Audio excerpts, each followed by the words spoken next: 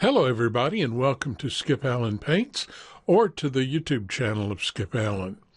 If you follow me on Facebook, or you may have noticed on Facebook from some other avenue, that I have made some new brushes that I call flower brushes. And I made them to present on the blog, but I got sort of excited about them and was having fun with them. I decided to introduce them in Holiday Open Studio, which is a class that we have every year at the Digital Art Academy. So I made a category of brushes that I called HOS, or Holiday Open Studio 2013 Florals.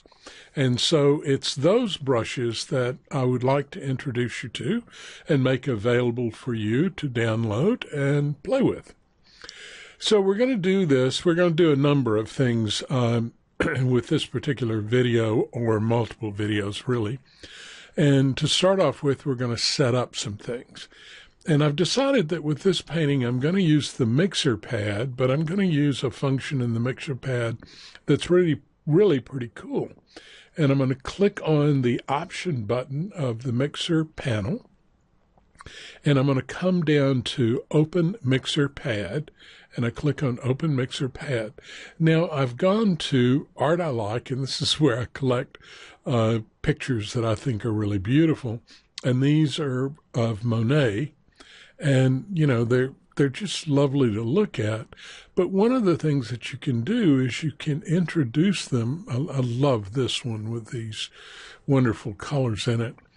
You can select it and open it inside of your mixer pad. So here's the painting inside of the mixer pad. Now, I can mix some of these colors, or I can just use it to select color from. And doing that, I kind of stay in the same color scheme that Monet used for this particular painting. So I thought that would be kind of fun to do. The next thing to do is to look at the watercolor paper that I'm going to use with the image. And I'm going to use French watercolor paper, and I have it set at 73% for the scale, but I've left the paper contrast and the paper brightness at the default setting. The default settings for any paper would be 100% for the scale, 100% for the contrast, and 50% for the paper brightness. So the only thing I've changed was the 73%. Okay, so the first thing I want to do is add a layer to my layer stack. And I'm going to go up to white, which is 255, 255, 255. And I'm going to get my paint bucket, and I'm going to fill this layer with white. And you'll know that it's filled with white because these little cross or checkerboard patterns indicates that the layer is transparent currently. So if I fill it with white, it will turn white. Now, the next thing I want to do is I want to go up to Select. Go up to Effects, Surface Control, Apply Surface Texture. Now, one thing, if you notice, let me cancel. I had already done that before, but if you do that and you select something, it changes the number one command up here to apply surface texture. If you then do another one, then the apply surface texture comes down here, and the other command takes precedent. And what that does is it means I don't have to go to surface control. I can just click on apply surface texture. Okay, so I'm going to select using paper, and I've already kind of selected this one when you weren't looking. I'm going to bring the appearance of depth down to about 11%, between 10 and 15% usually. I take the shine all the way off. But then I add some softness, and in this particular case, I'm adding about 1.4 for the softness, and I say, okay.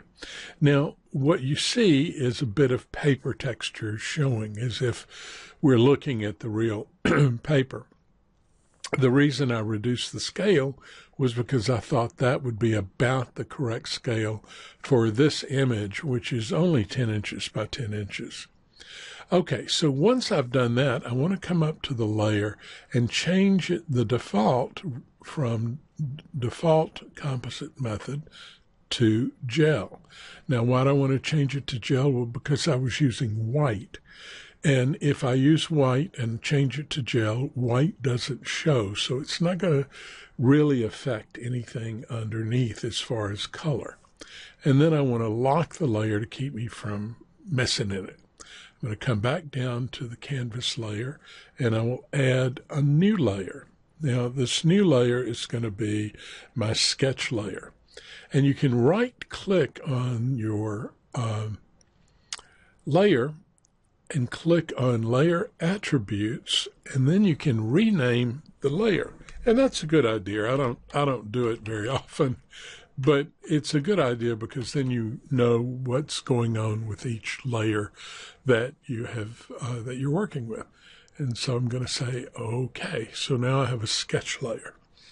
Alrighty, so that's been about 6 minutes or so. I think I'm going to stop the video at this point, and we will pick up in the next video. Talk to you later. Bye-bye.